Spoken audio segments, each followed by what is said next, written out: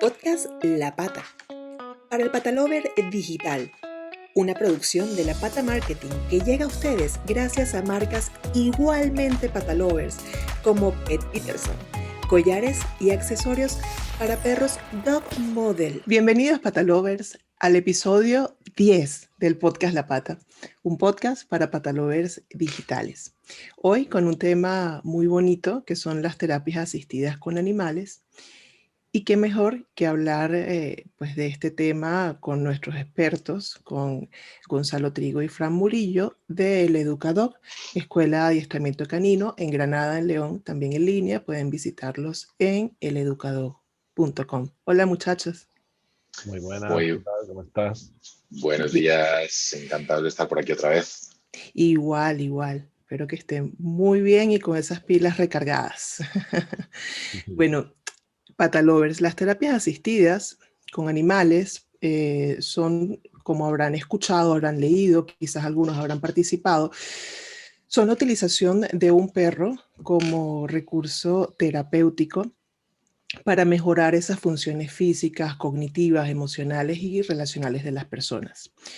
Estas terapias pueden utilizarse con cualquier individuo o colectivo que represente necesidades especiales. Hablamos de personas en riesgo de exclusión social, por ejemplo, de personas con trastornos alimentarios, de enfermos terminales, de trastornos de salud mental, incluso internos y jóvenes de centros penitenciarios, también de diversidad funcional y de mujeres que han sido víctimas de violencia de género, entre muchos otros. ¿Okay? Hay muchísimos temas que se pueden tratar. Deben estar dirigidas sin duda siempre por profesionales de la educación, de ahí de la salud, y precisamente pues como nuestros compañeros, como Fran, que ha llevado a cabo numerosos proyectos justamente de intervenciones asistidas con animales, con diferentes colectivos de personas con necesidades variadas, también con Gonzalo, que es entrenador y formador de perros de asistencia y terapia asistida. Entonces vamos a profundizar en este tema con ustedes, muchachos, y vamos a empezar yo creo que por la parte más importante, ¿no? ¿Por qué los perros son animales ideales para estas terapias asistidas? Bueno, pues vamos al lío. Me encantan siempre las preguntas porque siempre van muy bien dirigidas y desde luego yo creo que no puede haber ningún animal que pueda estar a la altura del perro para este trabajo. ¿Por qué? Básicamente porque llevamos más de 30.000 años juntos y ellos nos conocen mejor que nosotros a ellos de largo. Ellos se dedican todo el día a estudiarnos. Y aparte de eso, los perros nos juzgan, los perros nos hacen evaluaciones sobre nuestra estética, sobre nuestra forma de andar, de caminar, sobre nuestro rol social, sobre nuestro pasado. Simplemente disfrutan de nuestra compañía siempre que le tratemos bien. Por lo tanto, ese animal que no te juzga, ese animal que te acompaña, ese animal que siempre tiene esa necesidad de afecto y esa necesidad de interaccionar con nosotros y que además lleva 30.000 años junto a nosotros, es el animal que a nivel social está más cerca del humano. Por lo tanto, la proyección que tiene la utilización del perro como un agente catalizador de las emociones, como un agente socializador, como un agente dinamizador de ciertos procesos, pues al final no creo que haya ningún animal que esté a la altura. Esto es tan fácil y tan sencillo como entras a un lugar donde hay un montón de gente y entra gente por la puerta y entra gente por la puerta y nadie mira a la gente. Pero si entras con un perro, todo el mundo va a decir ¡ay! Y ese ¡ay! Dice mucho, ¿no? Como lo que hablábamos antes de ese ¡ay! Que has hecho tú antes de empezar, ¿no? Dice mucho, ¿no? Ese ¡ay! Pueden pasar millones de personas, pero si tú entras con un perro en un edificio, todo cambia. Y si solo eso, si solo un agente, solo por el hecho de entrar, ha logrado generar una respuesta en todo, ya tenemos una herramienta motivadora, ya tenemos una estrategia para canalizar la atención de todos, ya tenemos algo que a todo el mundo le ha llamado la atención. Y si ya tenemos algo que a todo el mundo le llama la atención, que todo el mundo quiere, que todo el mundo quiere interaccionar o que todo el mundo le llama la atención, por lo tanto tengo algo muy, muy valioso para poder trabajar. Claro. Sí, también lo que has mencionado en otros episodios de las similitudes, ¿no? Entre el humano y el perro. Ese también creo que ahí viene mucho la identificación. Ahora yo supongo que será contigo, Fran, hablar un poquito del origen, ¿no? Cuando la humanidad descubrió que los perros podían ayudar a personas con necesidades específicas. Venga, pues vamos a por ello. Simplemente quiero recordar una frase que, comentando lo que decía Gonzalo antes, esa frase que seguramente todos los que tenemos perro en algún momento nos han dicho, que es, mira, me acabo de cruzar contigo y como no tenías el perro, ni siquiera me he dado cuenta de que eras tú. Vale, y eso a mí me ha pasado muchísimas veces. Y como no te he visto con los perros, no me he dado cuenta ni siquiera que eras tú, que es lo que dice un poco Gonzalo, ¿no? La presencia del perro en según qué entornos y según qué ambientes terapéuticos, pues es muy saliente. Sí. La historia de las intervenciones asistidas con perros. Bueno, hay muchísimas referencias y las primeras datan incluso de antes de Cristo, de la antigua Grecia. Y se hablaba de los primeros coterapeutas, si los podemos llamar así, ya que los griegos en la antigua Grecia incluso tenían perros en centros de curación. En ciertas ruinas romanas, en una zona que se llama Herculaneum, se encontraron restos de perros lazarillos.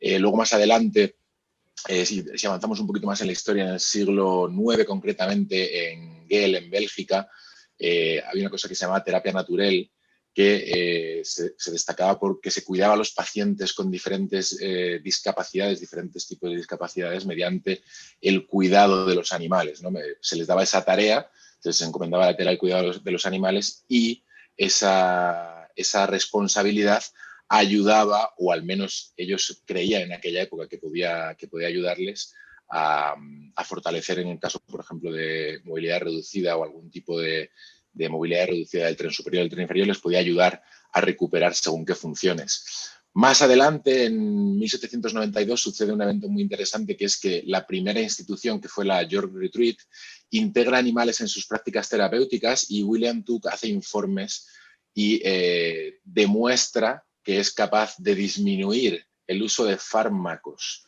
y de castigos, porque, por ejemplo, la enfermedad mental en el siglo XVIII, por ejemplo, pues muchas veces se trataba con técnicas muy punitivas. Entonces, la integración de animales en el York Retreat disminuyó no solamente el uso de fármacos, sino el uso de terapias aversivas con pacientes. 1867, en el Bethel, se comienza a introducir animales de granja, animales de compañía y otros tipos de animales en el tratamiento de pacientes con epilepsia. En el Bethel se continúa trabajando con estos animales en la actualidad en esos pacientes con epilepsia. 1945, por seguir dando referencias sobre la historia, recién terminada la Segunda Guerra Mundial, se empezaron a utilizar animales como apoyo para tratar a soldados hospitalizados, a familias, y concretamente estas referencias de la US Army Veterinary Medicine. Y la Cruz Roja estadounidense utilizó también animales para la rehabilitación de pilotos heridos en la Segunda Guerra Mundial. Continúo. 1947, una institución llamada Green Chimney, fundada por el doctor Samuel B. Ross. Estoy aquí leyendo mi chuletilla, que la tengo aquí, porque si no, esto históricamente es imposible de recordar. Claro. En la Green Chimney, su objetivo era mejorar la calidad de vida de jóvenes con problemas sociales, con problemas emocionales y con problemas de comportamiento mediante el contacto con espacios naturales en los que se incluían todo tipo de animales. 1953, Boris Levison empieza a dotar de estudios y de experiencias mucho más serias que permiten comenzar a sentar las bases teóricas y científicas de las intervenciones asistidas con animales. 1974, Samuel y Elizabeth Corson hacen un estudio para evaluar la viabilidad de las intervenciones asistidas con animales en entornos hospitalarios. Estamos hablando de 1974, estamos en 2021 y todavía hay instituciones que les cuesta, ¿no? el ver animales, ¿no? en según qué centros. 1975, en el Donkey Sanctuary, Elizabeth Svensson funda una organización que promueve la terapéutica de burros. La terapia asistida con burros para niños con necesidades educativas especiales. Aquí ya hablamos de la educación, no de la terapia. 1978 hay un centro italiano, San Patrignano, donde se introducen las intervenciones asistidas con perros para tratamiento con usuarios drogodependientes, no solamente con colectivos con los que habitualmente estamos acostumbrados, sino aquí personas con problemas de Con adicciones. drogodependencia, con adicciones, se empiezan a trabajar en este centro italiano. 1981, una prisión de mujeres, solamente de mujeres, se hizo un programa en la prisión de mujeres de Purdi, en el cual las reclusas entrenaban perros de protectoras para que luego se integraran dentro de programas de intervenciones asistidas con animales, y además este tipo de trabajo hoy en día está muy, muy vigente en cárceles donde los reclusos entrenan perros que luego van a ser coterapeutas, van a ser compañeros y de los guías caninos que luego van a trabajar en intervenciones asistidas. Hay un millón de referencias más, podríamos estar aquí todo el podcast hablando de la historia, ¿vale? Pero hasta recientemente, digamos hasta los últimos 15, 20 años, yo quiero hacer una referencia muy específica a una de las personas que creo que es más importante y más relevante a nivel internacional en las intervenciones asistidas con perros, que es el doctor Aubrey Howard Fine, ¿vale? Probablemente el padre de la intervención asistida con perros moderna, el auténtico doctor Dolittle americano, ¿vale? Que trabaja con todo tipo de animales, es psicólogo, es uno de los grandísimos profesionales de este área, tiene un montón de estudios, un montón de bibliografía y un montón de referencia que sustenta todo este trabajo, ¿no? Al final es muy importante que la gente se dé cuenta que las intervenciones asistidas con perros, y concretamente la terapia asistida con perros, no es llevar un perro a un centro y que todo el mundo se ponga muy contento, que también sucede, sino que hay muchísimo trabajo detrás de todo este tipo de procesos. No me lío más con la historia porque si no nos quedamos sin tema. No, pero súper interesante, sobre todo porque ves la evolución, ¿no? Ves cómo desde un primer momento está presente el animal para ayudar al humano. Sin embargo, a medida que avanza la ciencia, que avanza la medicina, que los científicos pues van investigando un poco más, van sentando las bases, que ya no es que hay un vestigio de que algún animal se utilizó en alguna terapia, sino entonces ya van sentando las bases a futuro para que se entienda por qué funciona como funciona en el cerebro de las personas, pues la terapia con el animal. Y esa parte, creo que no es en vano también aportar un poquito de esa parte de la historia. En el episodio anterior, justamente, nosotros hablábamos con un psicólogo, un compañero psicoterapeuta, y hablábamos justo de ese, que tiene mucha relación con lo que mencionó Gonzalo al principio, con lo que también tocaste tú, ese punto de las emociones que despiertan los animales, sobre todo aquí hablando de los perros, evidentemente, en los seres humanos, ¿no? De ese bien que te pueden hacer, pero también hay ocasiones en las que te presentan quizás emociones que son negativas porque es normal. Cuando vemos maltrato animal, sentimos rabia, sentimos frustración, eso son negativas, pero normalmente pues es positivo. Aquí... Bueno, también, perdona que te interrumpa, Sí. también encontramos en las sesiones muchas veces personas a las que le dan miedo los perros. También eso lo hablamos, sí. Y es increíble también ver cómo ese primer impacto que al final también genera pues la atención del individuo, no por una motivación, sino realmente por un problema que se le está generando así de primeras, por su emoción que le surge ahí de inseguridad, de alerta, y por siempre, como todo eso acaba cambiando hacia el polo opuesto, ¿no? Y esta persona que al principio tenía miedo, si se hace bien, ¿vale? Se respeta su ritmo y se le da seguridad y se le genera control de las circunstancias, al final lo que acabamos generando también es bueno, que ha cambiado el valor que tenían los perros, ¿no? Pero sí que pasa eso mucho. Sí, 100%. Y en esta parte existen razas de perros ideales para terapias y digamos, sé que hay muchas terapias, entonces ya ahí me dirán si hay razas para estas terapias o para este tipo de problemas. Bueno, razas, eso siempre, ¿no? Es como algo típico. Nosotros en los cursos de educadores y de entrenadores de perros de terapia, que tenemos un curso especializado solo en eso, siempre la gente nos pregunta, ay, es que yo no tengo un golden o yo no tengo un labrador, ¿puedo hacer terapia con mi perro que ha sido adoptado o con mi perro que es un pitbull o con mi perro Claro. que es X? mestizos y es quien ha dicho que tienen que ser golden y labradores, ¿no? Es como la imagen de ese tipo de razas retriever está muy asociada a este tipo de trabajo. Sí. Primero en España porque la 11, que es el perro de asistencia, no de terapia, para personas con discapacidad visual, es el perro más extendido, es como el perro de asistencia más extendido y la imagen más visualizada y que todo el mundo tiene más interiorizada. Y ellos trabajan con labradores fundamentalmente. Entonces, eso quiera o no, es lo que nos llega. Por otro lado, sí, los labradores son perros que tienen unas sensibilidades físicas medias bajas y eso está bien porque significa que son perros que les pueden manipular, por la general no son muy sensibles a la manipulación y por lo tanto a la hora de tocar un labrador que son bastante poco sensibles a la manipulación, pues si tenemos una persona que de repente aprieta al perro, salta, corre o le hace algo que puede ser molesto a nivel sensorial, pues al final el perro lo lleva como algo más. Al final no se trata de una raza en concreto, como se tiene los retrievers, en Estados Unidos también se están utilizando mucho los labradoodle, que es mezcla de labradores y caniches, y ya es una raza que se ha hecho ya, que tiene su nombre, labradoodle, ¿vale? Sino que realmente lo que tenemos es que decir, vale, ¿qué trabajo nosotros vamos a hacer? Pues vamos a trabajar con personas con diversidad funcional. Y dentro de diversidad funcional hay un espectro grandísimo. Personas con TEA, personas con movilidad reducida, lo que sea, ¿vale? Y dentro de, para este colectivo, que también es un espectro, seguro, porque cada individuo es único, ¿cuáles son sus motivaciones? ¿Cuáles son sus principales también problemáticas? ¿Qué es lo que nos podemos encontrar? Pues para esto nos vamos a necesitar un perro con unas sensibilidades a nivel físico, a nivel visual, a nivel auditivo, más altas o más bajas. Si el perro tiene unas sensibilidades más altas, el perro va a ser más reactivo. Si el perro más reactivo no significa que vaya a saltar, sino que le va a impactar más ese tipo de estimulación. Sin embargo, si vamos a hacer otro tipo de actividades, pues a lo mejor necesitamos un perro que tenga unas sensibilidades pues, más bajas.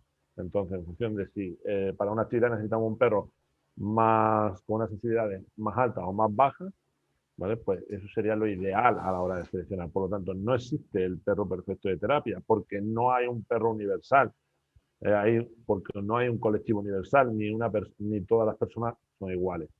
Por lo tanto, mientras más abanicos de perros y recursos tengas, más vas a poder amoldarte a lo que cada individuo, dentro de cada colectivo y dentro de cada tipo de terapia, necesite. Nosotros hemos tenido trabajando labradoras, también hemos tenido trabajando mestizos, también hemos tenido trabajando huskies, también hemos tenido trabajando ¿cómo eran estos de grandotes negros que teníamos, que usábamos? Los de... belgas, no. No. Los terrier negros rusos. Terrier negro ruso, Bouvier de Flandes. Perros que pesan 60 kilos, que son negros, grandotes, perros increíbles. Es decir, cada perro te aporta algo de manera específica para cada caso específico, ¿vale? Por lo tanto, no existe el perro perfecto. Y si tú quieres hacer terapia con un solo perro, está muy bien, pero o tienes un perro todoterreno, que es difícil de encontrar, y el todoterreno siempre renquea en algo, o vas a tener que buscarte aliados, ¿no? Pues aliados. Nosotros, por ejemplo, dentro de nuestras intervenciones, todos estos perros que hemos trabajado no son nuestros, ni de Fran, ni mío, ni de siquiera del equipo. Muchos eran perros que han hecho formación con nosotros dentro del curso de entrenador de perros de terapia, que venían al grupo y querían hacer especialización en formación específica sobre perros de terapia, ¿vale? Y gente que ha decidido hacer eso y que nos ha acompañado en los procesos que nosotros hemos hecho en diferentes centros. ¿Por qué? Mientras más abanicos de herramientas, por decirlo así, aunque el perro no me gusta llamarlo herramientas, sino de posibilidades tengas, pues más vas a poder llegar. Igual tampoco un perro requiere de un súper entrenamiento, de que el perro necesita hacer 100.000 millones de habilidades. A nosotros nos gusta mucho trabajar habilidades. ¿Por qué? Porque mientras más abanico de estrategias tengas, más vas a poder jugar. Pero tampoco es necesario tener un perro de show ni de cine. Claro. Hay que tener un perro. Sobre todo, lo más básico es que la sensibilidad del perro sea adecuada al entorno que le vamos a exponer y eso no le afecte, porque lo primero es la seguridad del perro y el bienestar emocional. Y lo segundo es que tenga un abanico, unas habilidades propedéuticas, unas habilidades básicas que sean completas para poder sacar el máximo de estrategias posibles en esos contextos. Claro. Queda claro entonces que no es una raza específica, sino que se trata de la educación al animal y a las características también. Ay, palabra cierta, el micrófono se me iba a caer. Ok, ¿qué tipos de terapias asistidas existen? Yo sé que son muchas, podemos hablar de algunas, las más importantes quizás. Bueno, en primer lugar, yo creo que deberíamos de hablar de intervenciones asistidas con animales, porque muy habitualmente, ¿vale? Lo conocido por todo el mundo son las terapias asistidas y se cae en el error, sobre todo en los medios de comunicación, por falta de información, de llamar a todo terapias asistidas con animales, ¿vale? Entonces, el grupo grande son las intervenciones asistidas con animales y los subgrupos fundamentales que vamos a comentar aquí son 3. Actividades asistidas con animales, educación asistida con animales y terapia asistida con animales, que es la gran conocida y en muchas ocasiones la gran falacia, porque al final en muchos eventos o muchos proyectos que se llaman terapia asistida no se está produciendo tal. Las características fundamentales en las actividades asistidas con animales, los objetivos son lúdicos. Es decir, los objetivos que se plantean dentro del proyecto tienen mucho que ver con lo lúdico. No significa que no se estén cubriendo objetivos terapéuticos, no significa que no se esté dando la mejora terapéutica en algún tipo de aspecto, en alguna gran área, pero sí que es muy importante que que sepamos que los proyectos de actividades asistidas con animales no se está haciendo una medición de esos objetivos terapéuticos, no se está haciendo un feedback constante de esos objetivos, no se está hablando, por ejemplo, cuando hablamos con fisioterapeutas en proyectos de terapia asistida y nos hablan del rango articular del hombro del usuario para que mueva el rango articular y aumente ese rango articular. En unos proyectos de actividades asistidas con animales no se mide ese tipo de rango articular, esa mejora, ni se cambia ni se modifica la dinámica, sino que al final buscamos ese objetivo directamente lúdico, ¿vale? Entonces, son la gran mayoría en realidad de proyectos de lo que vemos en la televisión o lo que vemos en los medios de comunicación, en realidad son actividades asistidas con animales, ¿vale? Porque no hay un profesional de la salud, ¿vale? Puede haber guías de perros, puede haber monitores de tiempo libre, puede haber todo tipo de personas que estén apoyando, asistiendo a esa actividad en la que hay un perro, hay un ave, hay un animal de granja, X animal, pero el objetivo simplemente es 100% lúdico. ¿Okay? Que no significa que sea algo malo, es también maravilloso, ¿no? Hacer actividades asistidas con animales. El segundo grupo, ¿vale? Es el grupo de la educación asistida con animales. ¿Qué tiene que haber fundamentalmente para que podamos hablar de educación asistida con animales? Un profesional del ámbito educativo que haya detectado en un grupo unas necesidades educativas concretas, en un colectivo, que las haya plasmado en un informe, en un proyecto, y que haya habido un feedback con los profesionales de la terapia asistida, con los técnicos en terapia asistida, en este caso los técnicos en terapia asistida, y que digamos, ok, tenemos estos objetivos, estas necesidades educativas, vamos a plantear estos objetivos educativos y lo vamos a hacer de esta manera con los animales o con los perros, ¿no?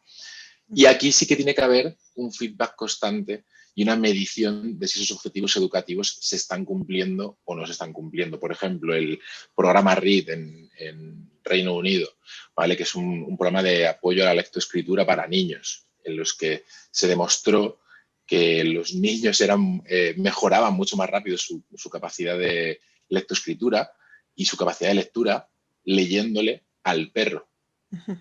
Lo que le costaba leer en alto muchas veces a algunos niños que tienen algún tipo de problemática, algún tipo de problemática en la fonética, en la fonación, era mucho más sencillo para ellos, mucho más motivador, mucho más facilitador leerle al perro que leerle a una persona que le está, digamos, diciendo, venga, hay que hacer esto y tiene esa presión, ¿no? Entonces, el programa READ funciona muy, muy bien en Reino Unido.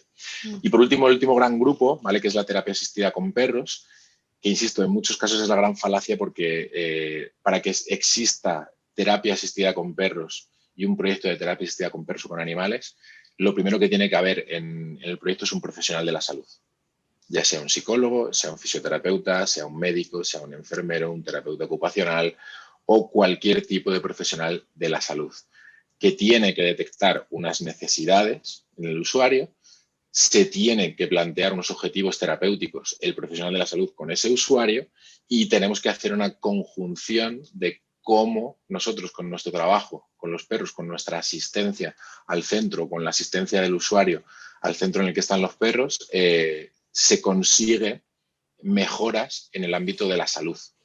Y en el ámbito de la salud, luego hablaremos un poquito de beneficios seguramente más adelante, pero aquí sí que tiene que haber unas mediciones muy claras, ya sean en el aspecto físico, en el área emocional, en el área cognitivo-conductual, etcétera. Aquí tiene que haber una medición muy clara, tiene que haber un feedback constante entre el equipo multidisciplinar y los objetivos terapéuticos se miden. Y hay elementos que nos permiten medir la mejora. O sea, para que exista terapia, tiene que haber una mejora terapéutica.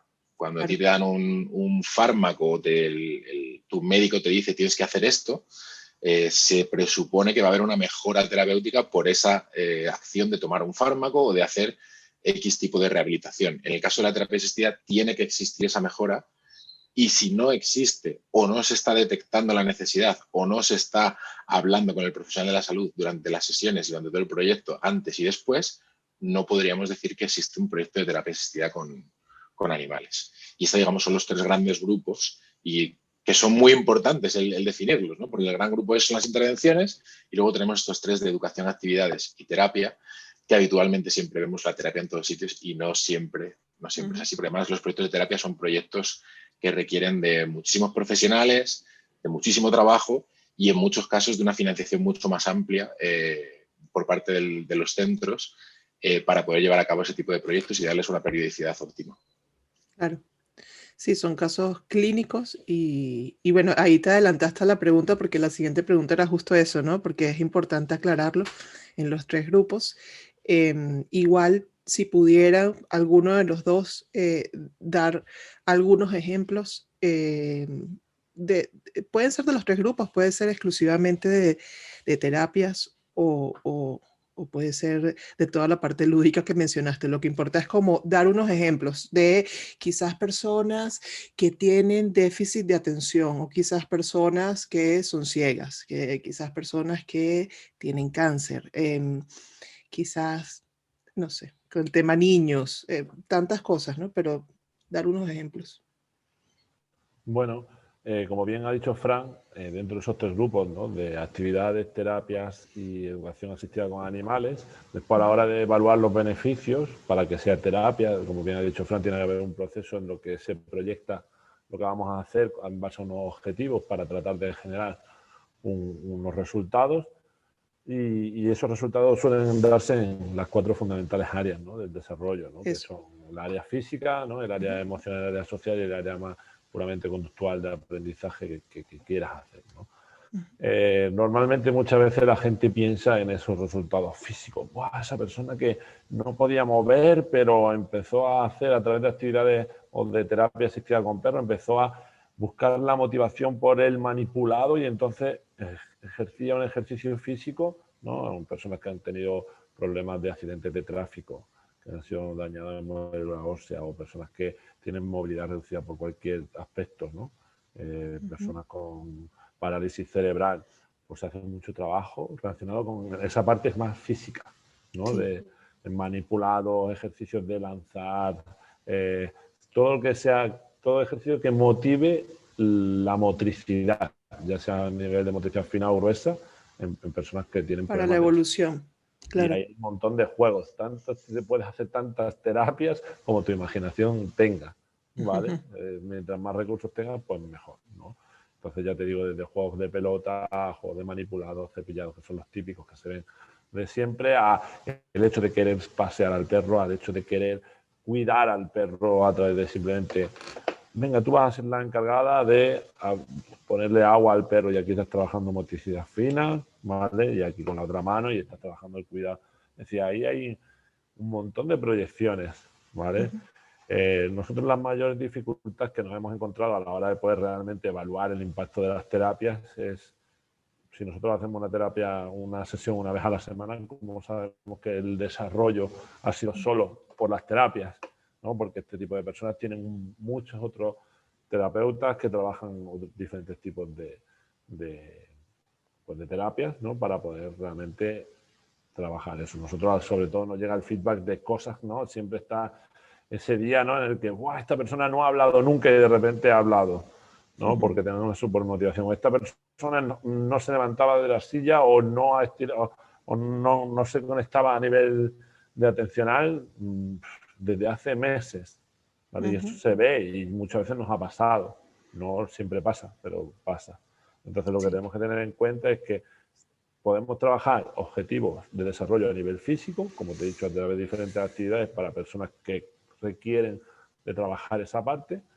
También a nivel emocional, ¿vale? Sobre todo nosotros con ancianos hemos trabajado mucho y hemos hecho muchísimos ejercicios, ¿no? De revivir el pasado, ¿no? Y ellos cuando se ponen a hablar de su pasado, de sus perros, de sus hijos, de todas sus experiencias y cómo al final el perro acompaña en esos procesos, ¿no?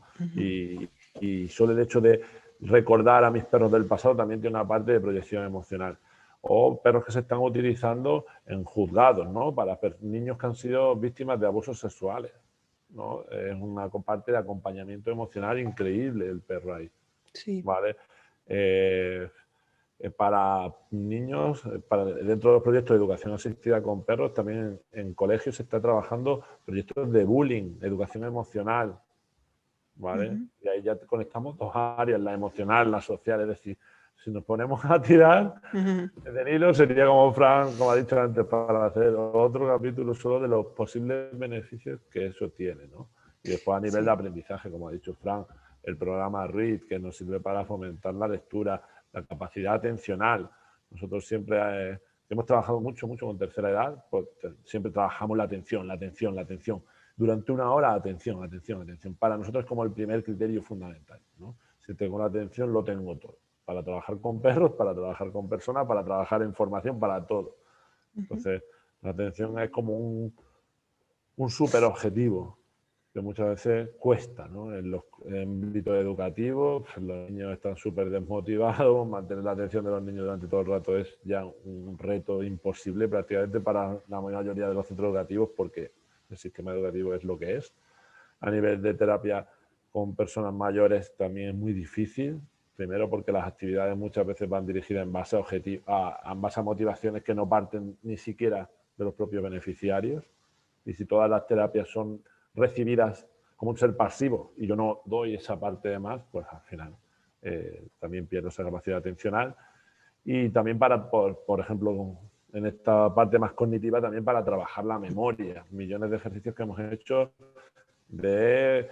vale, pues tú eres equipo rojo, tú eres equipo verde, tú eres equipo azul, el perro hace algo con el rojo, el azul, el verde y sabes que todo el rato tienes que estar atención, memoria, que al final no deja de ser pues, la parte más potente de la psicología cognitiva, ¿no? Entonces, infinitas cosas, tantos beneficios como posibilidades de aprendizaje tenga un individuo o como necesidades de fortalecer una parte en el desarrollo de un individuo. Porque al final el perro no es que aporte esos beneficios, sino que el perro es el motivador, el canalizador de todo eso. Entonces, el perro no hace terapia, la terapia la hacen los profesionales. El perro actúa como ese agente motivador para poder dirigir hacia. Sí, sí, porque además tiene un efecto muy a nivel psicológico. Se ha comprobado cómo puede ayudar a las personas, incluso personas del espectro, digamos. Pueden ser Asperger o personas que pues tienen condiciones similares, perdón, que les cuesta mucho ese tema de socializar, ese tema de contacto con otros también. Entonces, se demuestra cómo a través de los animalitos ellos aprenden un poco más esa parte, ¿no? Esa parte quizás empática, que es la que a veces, en la que a veces falla un poco el proceso del cerebro de las personas que sufren de esto. No sé si por ahí han tenido esa experiencia. Igual ya súper buena la intervención de Gonzalo con todos los ejemplos y beneficios. Y sé que es muy largo. No sé si también quieres agregar algo más allí tú, Fran. en esa parte. Y bueno, ya para ir cerrando este tema tan rico, ¿no? Pues mira, para completar un poquito más todo esto y hablar un poquito de beneficios, Sí, vale, por ejemplo, en el caso de lo que hablabas de los trastornos del espectro, es muy importante no generalizar, ¿vale? No claro. hacer una generalización, porque además cometemos errores muy graves poniendo etiquetas en según qué usuarios, sobre todo porque se habla siempre, ¿no?, de, mira, el caso de trastorno del espectro autista, pues son personas que no se comunican o que están aisladas. No siempre es No así. siempre es así. ¿Ok? Entonces, corremos el riesgo muchas veces, y los que trabajamos en esto, al hacerlo, si no tenemos especial cuidado, también corremos el riesgo, según cómo nombramos las cosas, en generalizar o no ser consecuentes con lo que en realidad está sucediendo. Claro. Detalles importantes, por ejemplo, yo quiero dar dos ejemplos muy concretos sobre el tema de los beneficios, y además ejemplos que están completamente medidos y estudiados. En 2008, ¿vale? Creo que Fine y Eisen, Eurifine, del que estaba hablando antes, realiza un estudio en el que se demuestra, ¿vale?, que los perros sirven a menudo con personas de diferentes edades como una forma de expresión de sentimientos y como un refugio emocional, ¿vale? Entonces aquí se empiezan a sentar las bases del perro como catalizador emocional. Recuerdo en muchas ocasiones, incluso trabajando Gonzalo y yo en sesión, cómo el mero hecho de estar en contacto con un perro, un usuario que sabemos por su historia que ha tenido un evento traumático en su vida pasada y que sabemos que tiene algún tipo de resistencia a la comunicación o al tratamiento directo, por ejemplo, con un psicólogo, el mero hecho de acercarnos con el perro y estar haciendo una actividad que nada tiene que ver con aquello que le sucedió, hace dos cosas. La primera, ¿vale?, esa secundarización de problemas, es decir, descontextualizan la intervención. Estamos con un perro, no estamos sentados en un despacho, no estamos hablando de tu problema, estamos aquí con un perro haciendo otra cosa. Entonces, con lo cual, esa descontextualización facilita mucho que el perro sea un catalizador de emociones. Y hay muchas personas que en medio de una dinámica de intervención se ponen a hablar y se ponen a expresar. Y nosotros trabajamos con profesionales de la salud, muchas veces con un psicólogo, y muchas veces tenemos al psicólogo al lado, ¿vale? Y esa persona está empezando a hablar y el psicólogo se agarran a la silla como diciendo, Dios mío, llevo 3 meses intentando que esta persona verbalice esto, y el hecho de tener el perro allí muchas veces y de secundarizar el problema y de descontextualizar la intervención ayuda a ese facilitador emocional, ¿no?, en las sesiones. También el tema de que comentaba Gonzalo de la atención, ¿no? Piensa que, mira, te voy a decir el estudio exactamente por aquí, por si alguien lo quiere buscar. Hay un estudio de Fritz, Thomas, Cass y Hart en 1995, ¿vale?, que habla del contacto visual, ¿vale?, que genera, y por tanto, más allá del contacto visual, el nivel atencional que aumentan los perros con el hecho de estar dentro de una sesión de intervención. ¿Vale? Al ser todos humanos, el fisioterapeuta, el psicólogo, el terapeuta ocupacional, el que está llevando una sesión, somos todos humanos. Pero es lo que decíamos antes, si de repente es un humano y un perro, automáticamente aumenta los niveles atencionales, ¿vale? Aumenta la capacidad de atención de las personas dentro de la terapia. Por no hablar también de multitud de beneficios, por ejemplo, también en el aspecto físico. Recuerdo con mucho cariño hace mucho tiempo un centro de referencia estatal nos llamó porque habían leído y les habían pasado estudios de que realmente los perros eran capaces, mediante solamente el contacto físico perro-humano, las caricias, los manipulados, de que se disminuya la tensión arterial, que aumente los niveles de oxitocina y que físicamente haya un cambio muy grande. Y nos llamaron para decirnos, mira, queremos hacer un proyecto de investigación muy sencillo en nuestro centro de referencia, y si el proyecto de investigación sale bien, vamos a hacer un proyecto más largo de terapia asistida. El proyecto de investigación fue muy divertido porque se lo planteamos de forma muy sencilla, que era simplemente medición de la presión arterial antes, durante y después de las sesiones de terapia asistida con perros. Y quedaron alucinados. Realmente ellos no esperaban que fuera a suceder.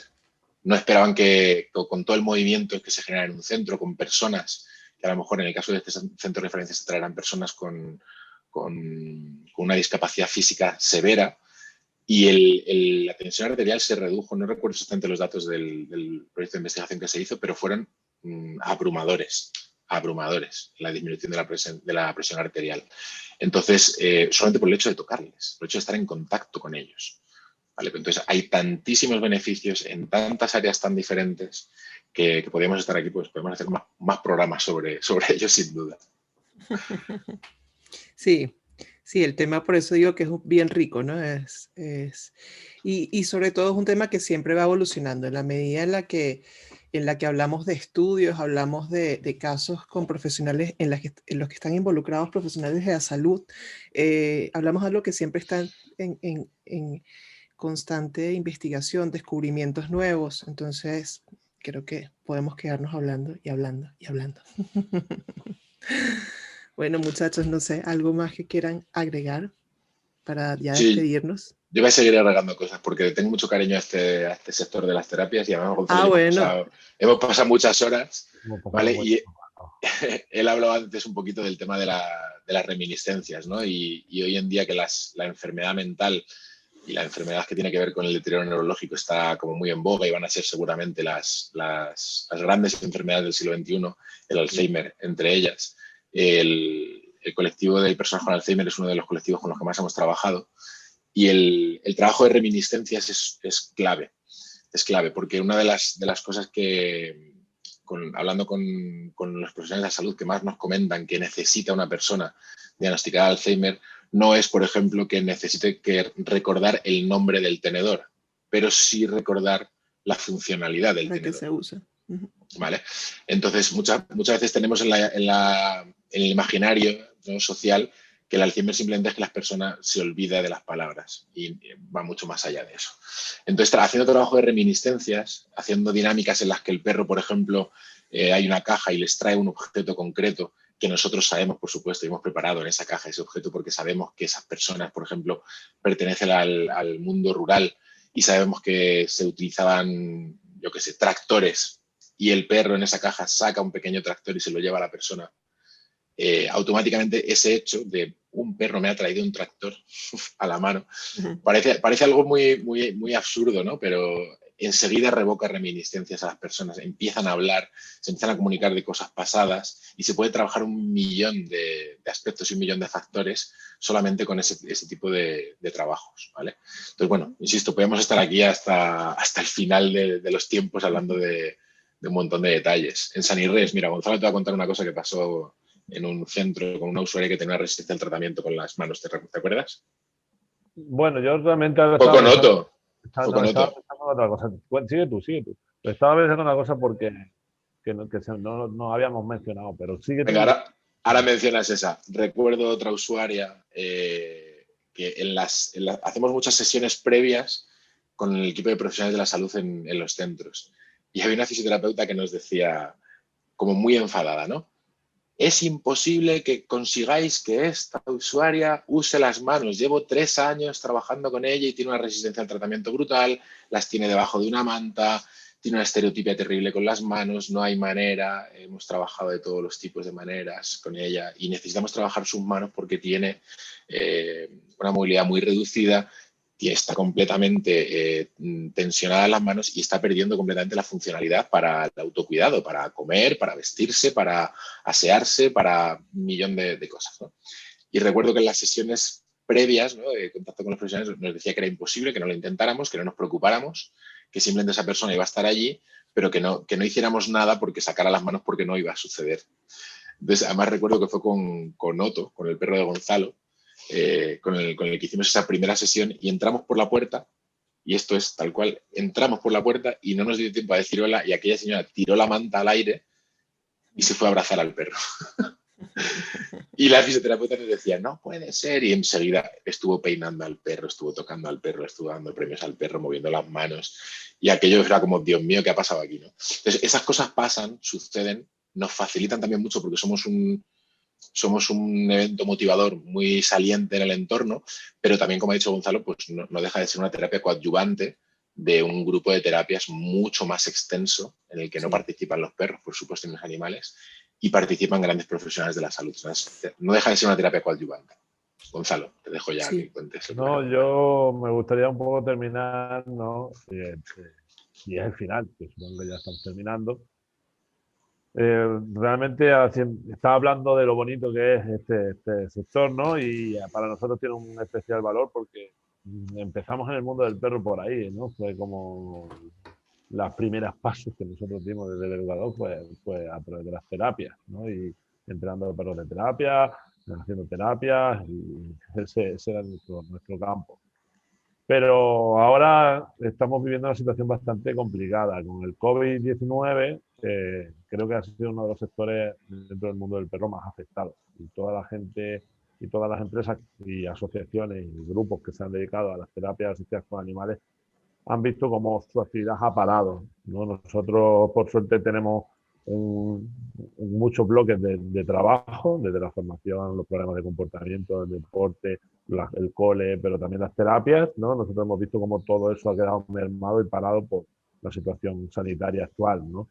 Pero hay muchas asociaciones, muchos grupos que han dedicado su vida entera al trabajo de intervenciones asistidas con perros y que realmente lo están pasando muy mal cuando son personas que han dado todo para los demás, ¿no? Y realmente estamos viviendo una situación bastante complicada y entonces pues simplemente quería desde aquí acordarme de todas las personas que son profesionales del sector de las intervenciones asistidas con perros, porque sé que los que están 100% ahí lo están pasando mal y ojalá pronto se vuelva a naturalizar la situación, se pueda volver a vivir de manera normalizada y podamos volver a los centros para que estas personas, ya no son los profesionales que viven de ellos, sino que las personas que estaban recibiendo también este tipo de intervenciones, pues puedan volver a tener una actividad estimulante en su día a día. Ya no sé lo beneficiosa o no, pero por lo menos es estimulante, ¿no? Porque ahora con el tema de todas las personas que viven en residencias, todas las personas que viven en centros que no podían recibir visitas, ya no solo de sus familiares, yo tengo gente con Alzheimer que apuntaba en su calendario cuando venía el perro, ¿vale? Y el perro ha dejado de venir durante más de un año. Entonces, pues bueno, pues que la pandemia y el COVID, pues ya ojalá se vaya yendo hacia un poco a un lado y la gente pueda volver a disfrutar de este estímulo, de estas actividades y que los profesionales pues puedan seguir también dedicándose al 100% a eso que hacían también. Y así va a ser. De hecho, creo que esta